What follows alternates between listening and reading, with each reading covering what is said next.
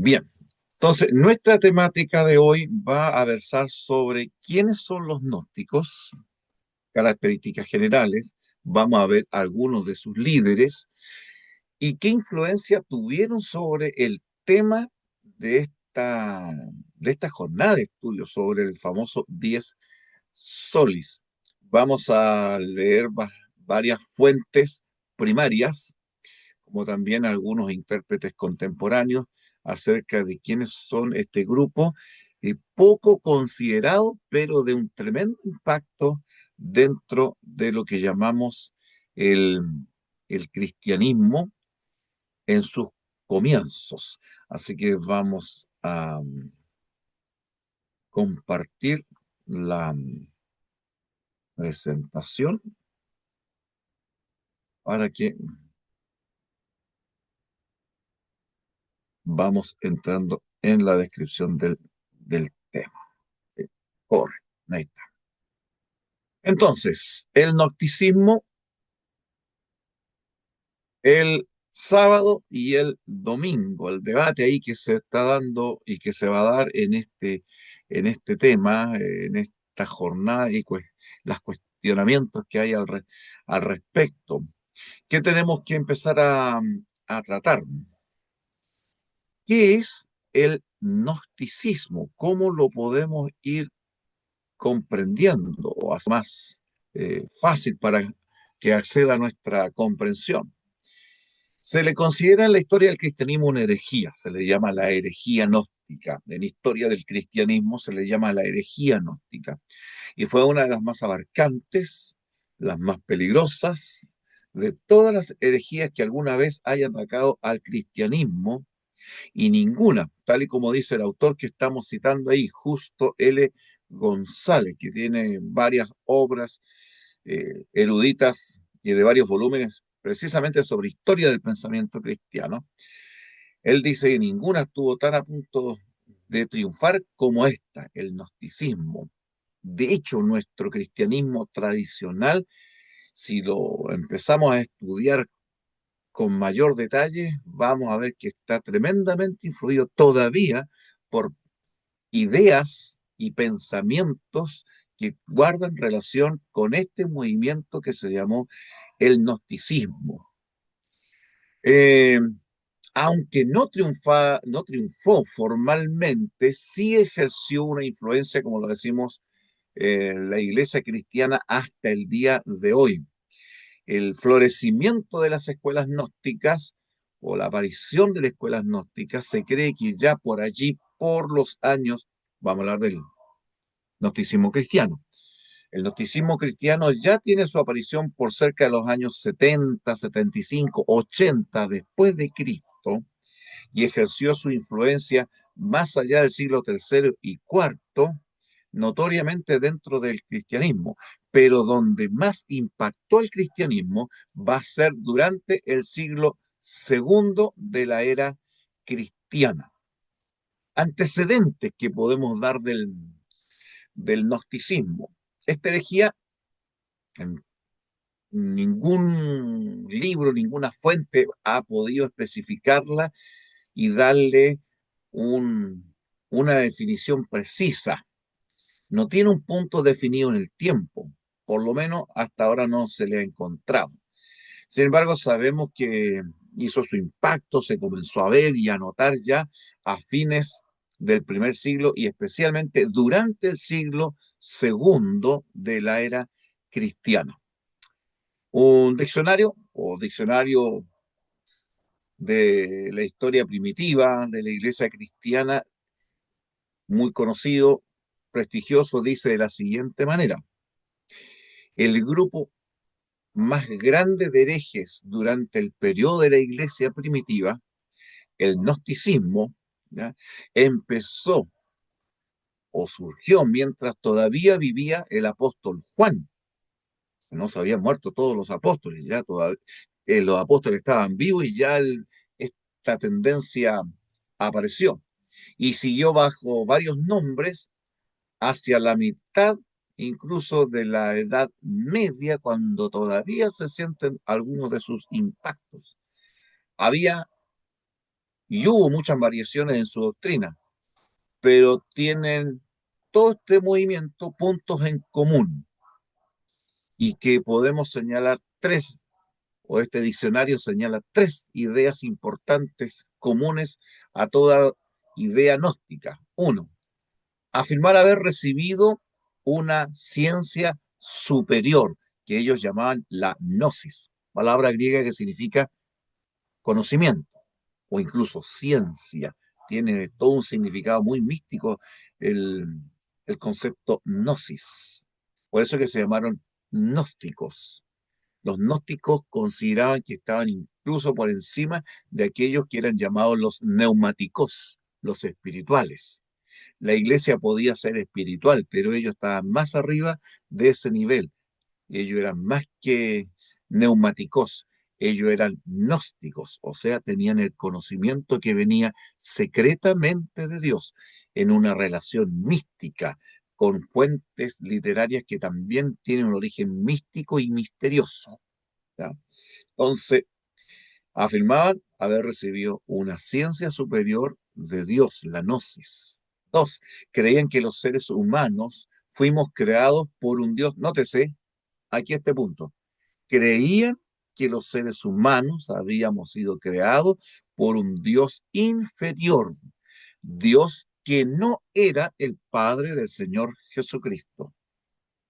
Punto de alarma, los gnósticos no aceptaban que la creación de este mundo fuera el acto del Dios Padre del Señor Jesucristo, menos del Señor Jesucristo mismo.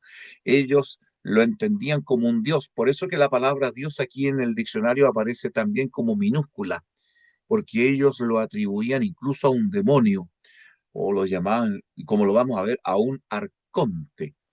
Entonces, si rechazaban la creación, ya me anticipo a esto, hay algo que debió sonarles, pero visceralmente detestable, rechazable. Resulta que el sábado, como día de reposo que venía en la tradición judía y cristiana, ¿qué recordaba? ¿Qué conmemoraba ese día? Precisamente el evento que ellos consideraban haber sido hecho por un demonio, por un Dios con minúscula, que no era el Dios sabio en el cual ellos creían y que debía ser el Dios del Nuevo Testamento, el Dios de Jesucristo, el Padre del Señor Jesucristo. Por lo tanto, aquí ya se toparon con algo que no podían aceptar. El sábado como recuerdo de esa creación que ellos no aceptaban, la creación material, ellos no la aceptaban ni creían en ella. Tercero, creían que el Hijo de Dios o Jesús no se hizo hombre en verdad, que había tomado simplemente la apariencia de ser humano. De ahí surge una tendencia teológica o herejía que se va a llamar el docetismo, los dos zetas, que cree que Jesús tomó aparentemente, por apariencia, la naturaleza humana, pero no lo era en realidad nunca. ¿Por qué? ¿Por qué esa idea? Porque ellos no podían aceptar que el Dios puro y santo se hiciera materia, porque ellos estaban completamente seguros, y eso lo compartían todas las ideas gnósticas, de que la materia era mala, completamente mala, y un Dios santo y perfecto no podía convertirse en materia mala o cuerpo malo y corrupto como se plantea en la encarnación del Señor Jesucristo. Entonces ellos dicen, no, el Señor Jesucristo no tomó realmente la humanidad corrupta y imperfecta y carnal del ser humano. No, él tuvo una apariencia, solamente una apariencia, porque ellos, como muchos todavía creen en la actualidad, la materia era mala por sí, mala y mala totalmente. Ahí tenemos la fuente que es el Diccionario de Iglesia Primitiva de Grind y Hurtado, páginas 15 y 16 está esta definición.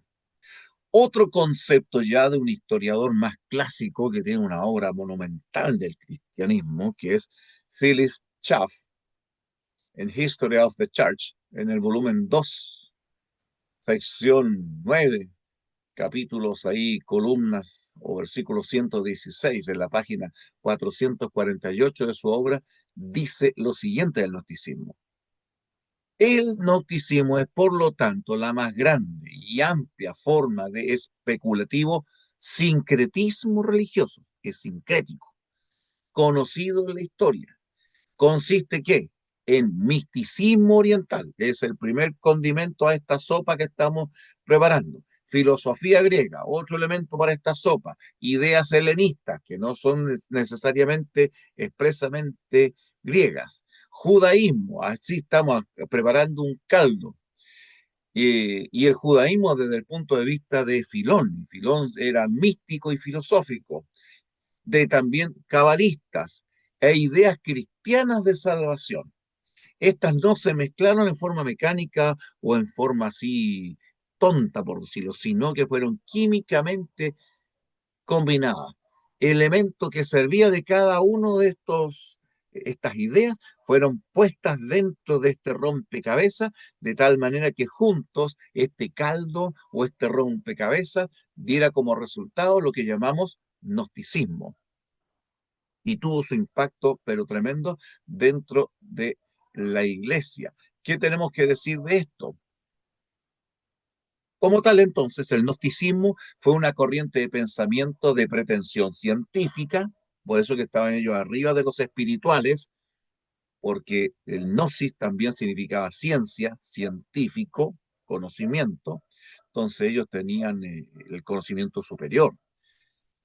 Por un lado, era estoicamente moralista, o sea, tenían una moral muy buena. La moral estoica en su momento era una moral digna de ser imitada. Si nosotros la estudiáramos, era un asunto realmente digno de elogio. Pero por otro lado, fueron completamente libertinos e inmorales. O sea, tiene estos dos extremos. Como la materia era mala y el cuerpo era materia y era malo, no importaba lo que hiciéramos con el cuerpo. Si le dábamos desenfreno a las pasiones, al sexo, a la comida, no importaba porque la materia era mala y no importaba. Era el espíritu, el alma dentro de nosotros lo que tenía realmente significado. ¿Ya? Pero por otro lado, los que eran de la línea estoica y moral creían que mientras estuviéramos en el cuerpo, debíamos representar lo que nuestro espíritu era en cuanto a bondad. Y por eso actúan justamente. Se cree, los teólogos creen, que el apóstol Juan escribió contra ellos ya en su primera carta, en el capítulo 2 los versículos 2, el capítulo 4 los versículos 2 y 3, donde él habla de la falsamente llamada ciencia, que en griego es gnosis. Se cree que ya allí estaban él atacando esta influencia. Por otro lado, Juan también dentro de estos pasajes va a tener que sentenciar que todo aquel que confiese que Cristo no es venido en carne, y eso precisamente la idea, una de las ideas, la tercera idea fundamental que destacamos o destaca el diccionario que recién leímos de los gnósticos, que no creían que Cristo hubiera tomado un cuerpo humano. Entonces, el que no confesara que Cristo es venido en carne, simplemente, dice Juan, es un precursor del anticristo o es ya anticristo. Si esto lo está escribiendo Juan a fines del primer siglo, es porque entonces ya este movimiento estaba haciendo un impacto dentro del cristianismo. Vamos al pensamiento gnóstico, veamos sus detalles y qué tiene que ver con la cuestión que nosotros estamos estudiando del Dies Solis. Pensamiento gnóstico. Ya destacamos que ellos tienen este dualismo espíritu-materia. El espíritu es bueno, la materia es mala. Y fue una de las más destacadas características. Otro rasgo distintivo es que ellos concebían a Dios como supremo, como absoluto, en una esfera muy amplia, muy elevada. Ellos hablaban que desde la tierra hasta el nivel donde Dios estaba, había 8 grandes y gigantescas esferas de tremendo significado espiritual, y ellos le llamaron eones, un concepto griego que habla de una dimensión sin límite, ¿ya? Abarcante, y ellos la llamaron la Ogdoada, de la palabra griego que significa ogde, 8, o octavo. Es como si dijera aquí la octavitidad, el nivel octavo. De la tierra a donde Dios mora, habían 8 esferas. Dios vivía en el octavo nivel, en la octava esfera, esfera perfecta. De allí llegaban las almas y de allí se expandía todo el amor de este Dios místico y especial. Ahora, de esa octava esfera hacia abajo estaban 7, por supuesto, 7 esferas. Y esas 7 esferas estaban vinculadas con 7 arcontes, que llamaron ellos, o vigilantes, que eran 7 poderes demoníacos que según ellos creían habitaban en los 7 planetas que en ese tiempo eran observables. Estamos hablando de la Luna, el Sol, por supuesto, lo consideran planeta, a Júpiter, Saturno, Martes, Venus, eh, Mercurio. Y ahí tenemos los 7 planetas que eran visibles sin los telescopios que hoy día tenemos. Entonces, ellos decían, en los 7 arcontes viven en los 7 planetas, son como príncipes que están bajo la esfera octava donde Dios habita. Por lo tanto, la fuente que pueden estudiar ahí es Cristianismo Evangélico, página 70, resume un poquito más este tema. La creación material, ¿se acuerdan que este fue el punto número 1 que en nuestra introducción? La creación material fue una de las cosas a la cual más se opusieron los gnósticos, porque resulta que la esfera de Dios, la Ogdoé o la Ogdoada, es una esfera completamente espiritual y no tiene nada que ver con lo material. Nada, nada, nada, nada, nada. Y como no tiene nada que ver con lo material y este mundo es materia y es material, entonces el Dios de lo inmaterial, el Dios perfecto de la Ogdoada, no podía haber creado este mundo. Alguien hizo este mundo, pero no es ese Dios. Por eso que se opusieron, ya que la calificaban como un error de uno de los eones inferiores. ¿Se acuerdan que está la Ogdoada, la número 8, que es la Ogdoada perfecta, pero ahí, de ahí hacia abajo hasta la Tierra contamos 7? Y esas 7 Ogdoadas tiene 7 arcontes. Entonces, uno de esos eones o uno de esos arcontes que ellos identificaron y le pusieron, mira qué casualidad, le llamaron Jehová. ¿Por qué le habrán puesto Jehová? Porque es el concepto que aparece en Génesis 1, capítulo 1, capítulo 2 y capítulo 3, identificando al Dios de la creación de este mundo en 7 días, de la creación material. Entonces ellos creen que este eón, el cual habría creado, era un demiurgo, en otras palabras, un príncipe y un demiurgo, era como un semidios con elementos malos, con elementos tramposos, y este habría dado origen al mundo material. Y el hombre que habita en este mundo se halla entonces, por lo tanto, sometido a estas 7 esferas que están bajo la octava esfera, o a estos 7 planetas o 7 arcontes. Por eso que ellos observaban, eran muy dados a observar los planetas, a la astrología, no a la astronomía, a la astrología, que influye sobre los seres humanos. Los 7 arcontes, entonces, que se ubican en los 7 planetas, uno de ellos, llamado Jehová, y que influye sobre el ser humano, habría creado este mundo. Ahí está la fuente que ustedes pueden consultar de quienes hablan de esta realidad ¿ya?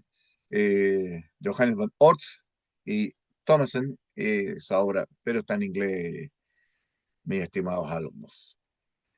Pero también está Justo L. González, una obra en español, Historia del Pensamiento Cristiano, una obra de 3 tomos, y él describe esto en la página 132 también en nuestro idioma. Entonces, aquí se encuentra entonces una de las grandes, el rechazo de la creación por parte de los gnósticos es la gran controversia que sostuvieron con el cristianismo tradicional o conservador, o podríamos decir el verdadero cristianismo, ya que no creían los gnósticos que la creación del mundo fuera producto del amor de Dios. Esta era la enseñanza bíblica que más detestaban, nos dice González en su estudio sobre este tema, y se mantuvieron lejos de ella, nos dice otro investigador especialista en el tema de los gnósticos, como es Montserrat Torrens en su obra Los Gnósticos. Entonces, ¿qué tenemos aquí?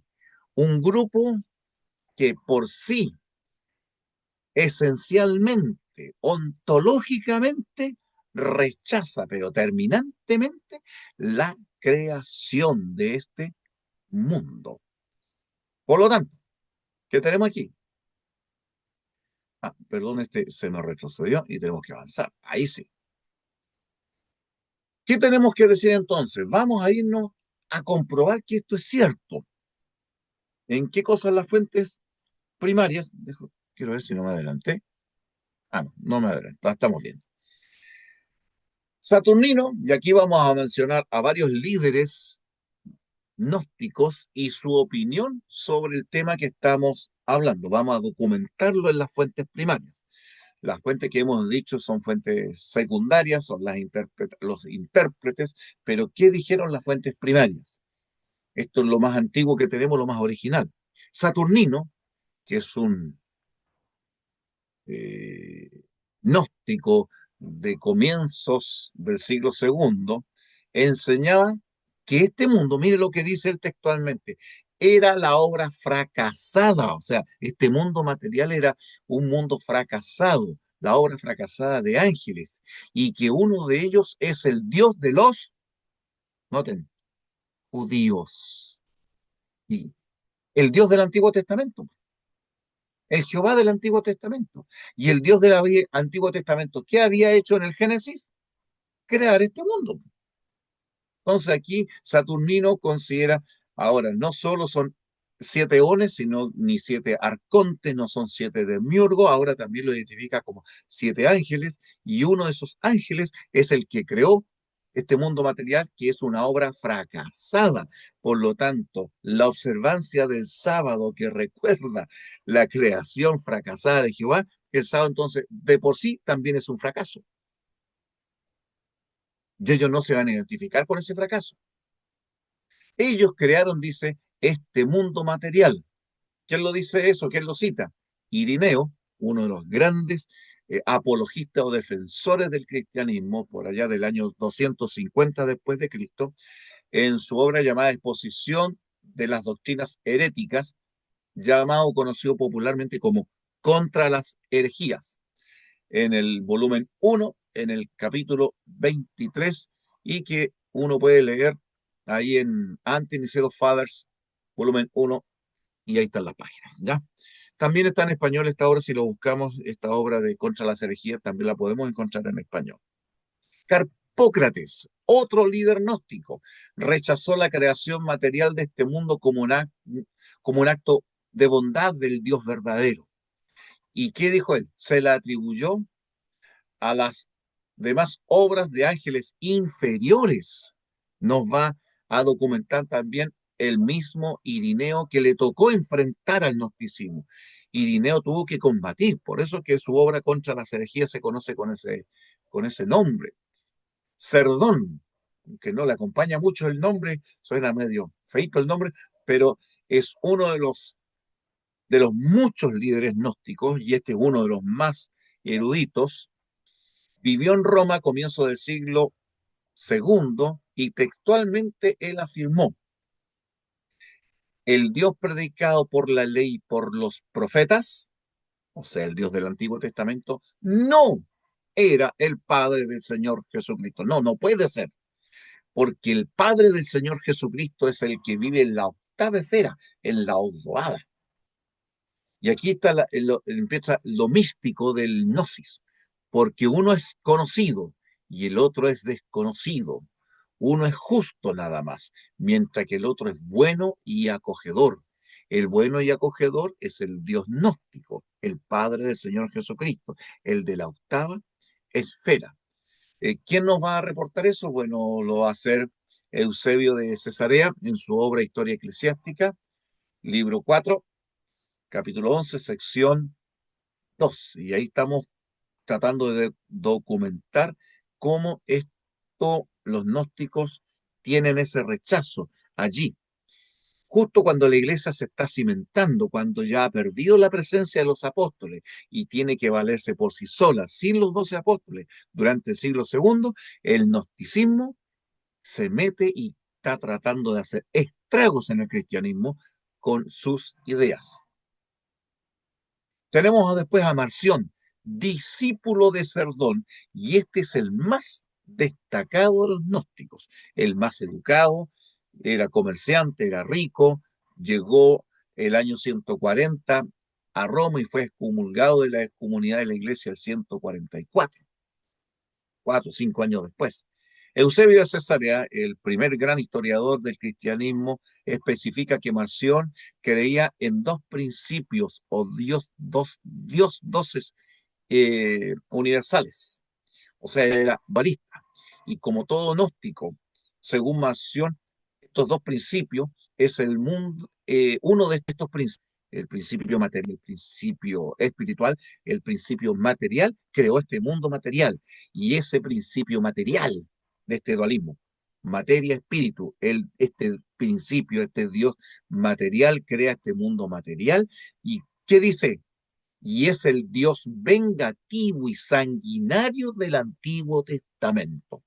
O sea, es Jehová. Jehová del Antiguo Testamento que crea este mundo es sanguinario, es material, es detestable en otras palabras. ¿Quién nos documenta esto? Tertuliano, el gran escritor y defensor también de la fe cristiana, en su obra específica contra Marción, en el libro 1, capítulo 15. ¿Ah? Entonces, notamos nosotros, estimados presentes, cómo hay aquí un tremendo rechazo por parte de los gnósticos respecto de la creación material. Tertuliano nos va a seguir documentando de que Marción, ahí en Roma, rechazó el sábado como día de adoración, estableciendo en realidad un ayuno sabático. Su rechazo del sábado lo justificó textualmente diciendo: los que vivieron en aquella época nos registran que Marción habría dicho estas palabras: porque este es el día de reposo, el sábado, es el día de reposo del Dios de los judíos, de ese arconte, de ese demiurgo, de ese principio material, vengativo y sanguinario que crea este mundo material. Nosotros, dice, ayunamos en aquel día para no cumplir aquel día que fue establecido por el Dios de los judíos. ¿Y por qué dice el Dios de los judíos? Porque ya en esa época existía el prejuicio contra los judíos de acusarlos los asesinos del Mesías. Por lo tanto, nada con el Dios sanguinario que creó este mundo material y que ordenó guardar el sábado. Nosotros, los cristianos gnósticos, que creemos en el Señor Jesucristo, va a decir en otras palabras, Marción, no podemos estar guardando el día de este Dios asesino y vengativo y sanguinario. ¿Quién nos registra eso? Otra vez, Tertuliano, en su obra Contra Marción, libro 4, capítulo 12, y también para saber, confirmar que esto es realidad, Epifanio, es otro historiador cristiano del siglo IV, en su obra también Contra las herejías, libro 42, versículos 2 al 4. Y ahí está la obra actual donde se guardan esas obras para si uno quiere consultarlas. Entonces, consecuencia de esto que estamos viendo, ¿qué es lo que va a producir? Consecuencias sobre el sábado y el domingo, indudablemente, indudablemente, porque esto estuvo tan extendido dentro del cristianismo y el cristianismo se contagió tanto, bebió tanto de los gnósticos, aunque expulsó a los gnósticos como personas, muchas de sus influencias mística, teológica, doctrinal, se quedó en la iglesia, especialmente en la iglesia de Roma, donde estuvo el líder, los dos líderes más poderosos del gnosticismo, que fueron Cerdón y Marción, ¿no? ¿Qué pasa aquí? ¿Qué tenemos aquí? Identificaron los cristianos ya del siglo segundo, siglo tercero, identificaron al domingo con elementos propios del gnosticismo. El Eusebio, que es el historiador que condena a Marción como hereje, y que dice que eso es la falsamente llamada ciencia, resulta que él va a ser influido en aceptar conceptos gnósticos con respecto a este tema. Mira lo que dice. Eusebio, que tanto habla contra la herejía gnóstica, se identifica con ella y dice, la ogdoada. A ver, la ogdoada. ¿Dónde surge la ogdoada? ¿Está en la Biblia? ¿Es un concepto cristiano? Y él lo dice. Geogdoen en griego, la ogdoada. Un concepto 100% gnóstico que habla de que Dios vive en el octavo eón, en la octava esfera, que es lo que dice él. Mira lo que dice a continuación. Es el domingo de resurrección. ¿Con quién se está identificando el primer gran historiador del cristianismo? De este lado. Eusebio de Cesarea, comentario en Salmos, volumen 6. Está ahí en Jean-Paul Mignet, Padres Griegos, volumen 23, columna 120, sección A. Así, específica para encontrar. Por esto que Battiocchi, un erudito que estudió también el tema del sábado al domingo y estudió la influencia del culto al sol y de las ideas herejes y paganas en el abandono del día sábado y en la asunción del domingo, dice al respecto. Para los gnósticos, documentó él en su tesis, el domingo llegó a ser símbolo de la vida perfecta, completa y obtenible en esta esfera, o sea, aquí en la tierra, por el pueblo espiritual de Dios. From Sabbath to Sunday, página 287. Ahora, para apoyar su afirmación, Bakioki cita la afirmación del gnóstico llamado Teodeto, que dice, el reposo espiritual, miren lo que dice textualmente Teodeto, por allá por el siglo tercero, cuarto, después de Cristo. El reposo espiritual de los hombres toma lugar en la ogdoada del Señor, en la octava esfera. Y este Teodeto dice que esta ogdoada, ¿qué es? Sorpresa, el domingo. ¿Por qué tiene que Teodeto, Marción, sugerir el domingo? ¿Por qué tiene que sugerirlo esto y en relación con la resurrección? Porque no hay grupo que tenga una mayor razón para abandonar el sábado que los gnósticos. No pueden aceptar el sábado como parte de la fe cristiana porque ellos ontológicamente son espirituales y rechazan terminantemente la creación material, rechazan pero con toda la fuerza de su alma al Dios del Antiguo Testamento. Ese Dios es un demiurgo, es un arconte, es un ángel inferior, es algo que está material, es un principio material y ese creó este mundo material y encerró al hombre en el cuerpo que Adán y Eva tenían y ese Dios el que guió a los judíos que mataron al Mesías y que hacía guerras y que mandó a guardar el sábado. No, no podemos guardar ese día, no podemos. Marción lo dice. Tenemos que buscar alternativas, no podemos quedarnos sin un día.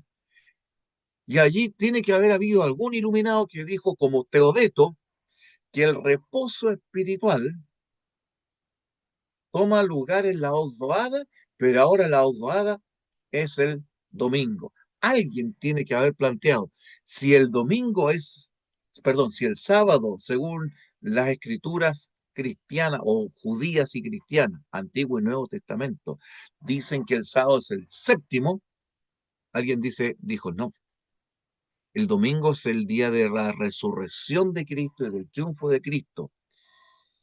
Y al número 7 le sigue el 8.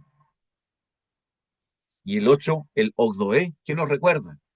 Ah, la esfera donde ascendió Cristo. Cristo después de su resurrección ascendió a la Ogdoada, a ese nivel 8. Y en ese nivel octavo está Cristo. Y Cristo resucitó en domingo. Por lo tanto, podemos relacionar ese nivel octavo con el domingo y podemos darle un nombre que supere al séptimo judío y llamemos al domingo el octavo día. Y eso es lo que está diciendo Teodeto allí textualmente. El reposo espiritual de los hombres toma lugar en la Ogdoada del Señor, que es el domingo. Pero esto lo dice un hereje gnóstico. Pero Clemente, que está en el párrafo siguiente, no es hereje, este es cristiano, completamente cristiano. Por si fuera poco, Clemente, el admirado erudito de la antigüedad, vincula el domingo cristiano con la filosofía pagana al más puro estilo gnóstico, pues afirma. ¿Qué dice él? Platón, él leyó al filósofo griego Platón, en Platón se relata que unos viajeros llegaron a un prado donde permanecieron 7 días. Mire la interesante relación que hace aquí. Y el octavo día partieron de allí. Yo creo que hasta Platón se sorprendería con lo que dice aquí Clemente. Porque Platón diría, y eso fue lo que dije, no tenía idea que yo dije eso. ¿Por qué? Porque, ¿qué dice a continuación? Esto significa que ellos se dirigieron al cielo en el día del Señor, el domingo. Stromatein, o Stromata, como se le llama, o Tapices, se le llama su obra, libro 5, capítulo 14. Miren cómo este autor cristiano me toma el concepto griego de la Audoada y se lo aplica al domingo. ¿Qué está pasando por la mente de este cristiano? ¿Qué influencia hay en su mente? ¿Vamos a desconocer que son ideas gnósticas las que está planteando? Indudablemente, no podemos casi negar que esto no tenga una relación con lo que está diciendo. Mira, sigue diciendo Clemente de Alejandría, aportando su opinión sobre el octavo día y asociándolo con la expiación del pecado, o sea, con el domingo de resurrección. Miren, dice, el octavo día, o sea, el domingo, aporta la expiación. ¿Y cuándo se produce la expiación según el concepto bíblico del Nuevo Testamento? El día que resucitó Cristo de los muertos. Por eso dice, aporta la expiación, que es la deposición de las realidades de este mundo. Y luego añade que el octavo día es el reposo supremo, la región inmutable. ¿A dónde escuchamos eso? ¿Quiénes hablaban de la región inmutable, espiritual y perfecta totalmente? Los gnósticos, con su octavo nivel. Pero ahora este cristiano llama al domingo representación de la región inmutable, o sea, de la Ogdoada. Y yo lo hice, la región inmutable, la Ogdoada. Estromata, libro 4, capítulo 25. Y ahí está en Miñé para poderlo leer en su original.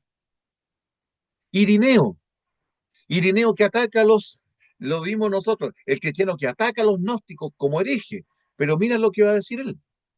Irineo es uno de los ejemplos de esta unión mística, de esta formación mística que se está haciendo al tomar el octavo día, porque de alguna manera parece que la idea de que el séptimo día, como día de los judíos, como día de la creación material, corrupta y mala, la idea de que esto fue hecho por un arconte parece que igual pegó por debajo, se metió hasta debajo del cemento para meterse en la piel del cristiano.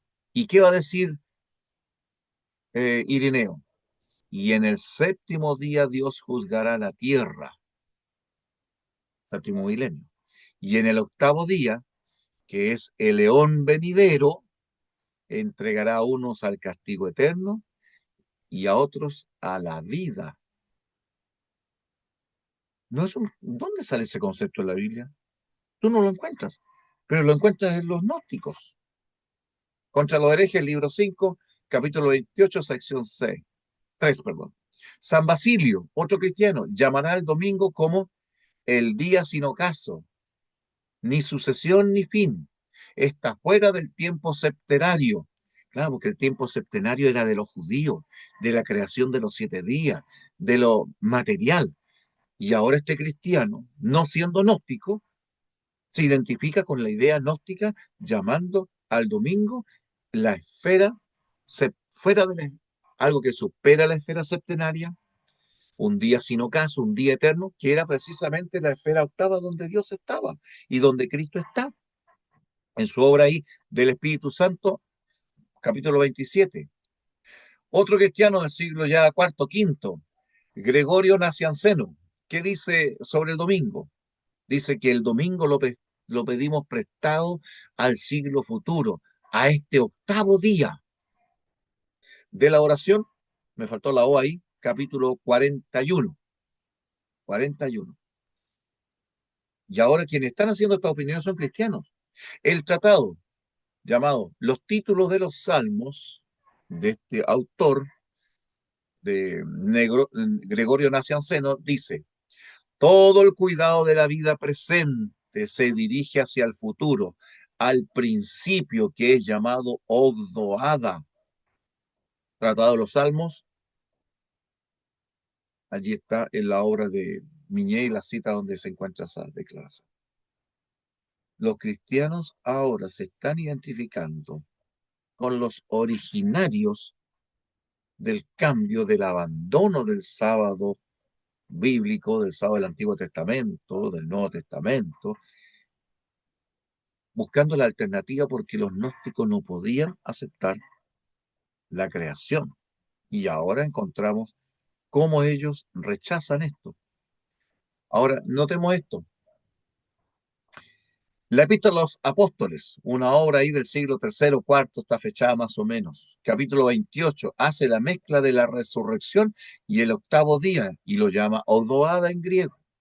Y dice, él, el Cristo, entra en la Odoada, que es el domingo, así, textualmente. Pero la Odoada es un concepto gnóstico. Yo no diría, pero estimado autor de esta obra, ustedes no saben que ese concepto de la Ogdoada es un concepto filosófico, es un concepto gnóstico, que ustedes están rechazando. Los gnósticos, ustedes lo echaron de iglesia por herejes, y sin embargo el concepto de la Ogdoada, ustedes les dan la bienvenida y lo hacen parte de su teología y lo identifican con el día en que resucitó Cristo, que es el domingo. Y luego Eusebio de Cesarea otra vez nos dirá, la Ogdoada es el domingo de la resurrección. Comentario sobre los Salmos 6, o Salmo 6, en la obra de Miñé, padre griego, volumen 23. Y uno más, por si a alguno le falta argumento para convencerse, Dídimo usa la misma idea y dice, la resurrección del Señor tuvo lugar en el octavo día, que es el domingo. Pero, estimados presentes, yo les invito a que ustedes lean el Nuevo Testamento. Ya, por último, léanse las partes finales de los 4 evangelios, donde en las partes finales de los 4 evangelios donde se relata la resurrección de Jesús. San Mateo 28, San Marcos 16, San Lucas 24, San Juan 19 y 20, los 4 evangelios, donde en esos evangelios se llama el domingo octavo día. ¿De dónde sacaron este concepto? ¿De dónde está tomado? De conceptos místicos, de esa espera de los 8 eones, de la Ogdoada, y de esos 7 niveles que están bajo la Ogdoada, donde están los arcontes, donde están los demiurgos, donde están ángeles inferiores, donde están los 7 planetas, y uno de ellos se llama Jehová y creó este mundo material que ordenó guardar el sábado, y los gnósticos dicen, no, ahí no lo seguimos, no lo seguimos. Consecuencia de todo esto, helenización del pensamiento cristiano, consecuencia gnóstica de esta reflexión que tuvieron los gnósticos. Tertuliano, voy a saltarme esta diapositiva porque no es la que yo quiero que nosotros veamos. Esa está al final, se me está... Oh, bueno, leamos esta. Dice lo siguiente, este es como cierre ya para lo que estamos tratando. Tenía otras diapositivas que no sé para dónde se me fueron, pero no importa. Igual la idea se resuelve muy bien en esto. Tertuliano, dentro de las cosas buenas y malas que tiene en cuanto a aceptar herejías y no herejías, Tertuliano refleja la crítica situación que reinaba a fines del siglo III, cuando él vivió, con un cristianismo que parecía más filosofía griega que cristiano. Él dice textualmente lo siguiente: los mismos temas ocupan a los herejes que a los cristianos. Y en su mente está pensando él en los gnósticos y en lo que él ve que le está pasando a la iglesia. Cómo la iglesia está relacionándose y absorbiendo tanta filosofía griega. Encallado dicen las mismas preocupaciones. Se preguntan de dónde viene el mal, tema de los gnósticos. El hombre de dónde viene, tema de los gnósticos y de la filosofía griega. ¿Y a qué viene? ¿Cuál es el origen de Dios? Tema de los gnósticos y de la filosofía griega del helenismo. Pero es que existe algo en común. Esta gran pregunta ha cruzado la historia en esta declaración formidable, soberbia de Tertuliano. Dice, es que existe algo en común entre Atenas, cuna de la filosofía, de la democracia y de un pensamiento que impactó el mundo hasta el día de hoy, y Jerusalén, entre la academia que nació allí en Atenas con la filosofía griega y la iglesia que nace en Jerusalén con el juicio y muerte de Cristo. Él dice, nuestra religión procede del pórtico de Salomón, donde Pedro hace su primer sermón una vez que descendió el Espíritu Santo. Allí viene nuestra religión. ¿En qué están pensando los que pretenden arreglar un cristianismo estoico? ¿Se acuerdan que los estoicos, filosofía estoica también fue parte de la filosofía gnóstica? Platónico, dice él, sazonado con el fárrago de la dialéctica. Formidable declaración y no puede ser más preciso y tener más razón que lo que dice. ¿Qué le pasó al cristianismo con esto que se dejó influenciar de tal manera que echó las bases para que después, como lo va a indicar la profesora Victoria, en el siguiente tema, surja una estrecha, pero muy amistosa relación en Tomar al Domingo, que ya estaba vinculado con la Ogdoada, con la esfera superior, con lo astronómico, con lo que está más allá y perfecto, tuviera tan amistosa relación con el culto al domingo en el día del sol. De las prescripciones contra los herejes, se llama esta obra, sección 7. ¿Ya? Bien, mis estimados presentes. Hasta aquí llega mi presentación. Preguntas, comentarios de lo que hemos estado viendo en este minuto.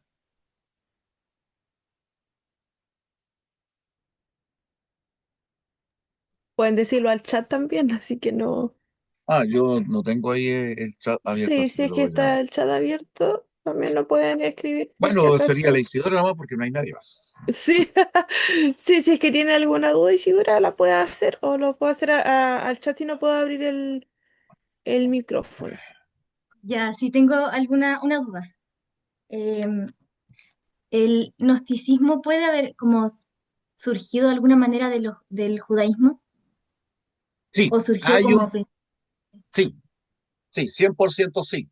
Hay un, hay un gnosticismo que es netamente judío y representante de eso es Filón de Alejandría. Se tiene antecedentes históricos de ideas que van a ser después gnósticas en el siglo primero y segundo antes de Cristo. Los saduceos tienen matices así pinceladas de estas ideas medias extrañas del gnosticismo, pero su representante oficial es Filón de Alejandría. Sí, hay, hay un eh, gnosticismo que es de origen judío. Ya, súper, gracias. ¿Ya? Eso quería preguntar. Ujú. Bien, eh, vamos a llegar entonces hasta aquí. Hemos cumplido con el tiempo, así que gracias por la presencia de ustedes. Esperamos que el video lo puedan repasar y eh, seguir considerando. Vamos a, Corta la grabación. vamos a detener la grabación.